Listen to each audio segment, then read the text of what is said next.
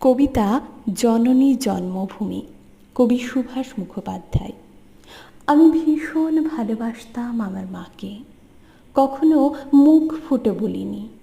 টিফিনের পয়সা বাঁচিয়ে কখনো কখনো কিনে আনতাম কমলা লেবু। শুয়ে শুয়ে মার চোখ জলে ভরে উঠত। আমার ভালোবাসার কথা মাকে কখনো আমি মুখ ফুটে বলতে পারিনি। হে দেশ, হে আমার জননী, কেমন করে তোমাকে আমি বলি যে মাটিতে ভর দিয়ে আমি উঠে দাঁড়িয়েছি, আমার 2 হাতের 10 আঙুলে তার স্মৃতি। আমি যা কিছু স্পর্শ করি সেখানেই হে জননী তুমি, আমার হৃদয় বিনা তোমারই হাতে বাজে। হে জননী, আমরা ভয় পাইনি যারা তোমার মাটিতে নিষ্ঠুর থাবা বাড়িয়েছে। আমরা তাদের ঘর ধরে সীমান্ত পার করে দেব।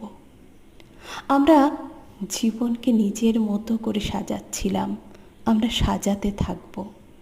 হে জননী, আমরা ভয় পাইনি, যজ্ঞে বিঘ্ন ঘটেছে বলে আমরা বিরক্ত।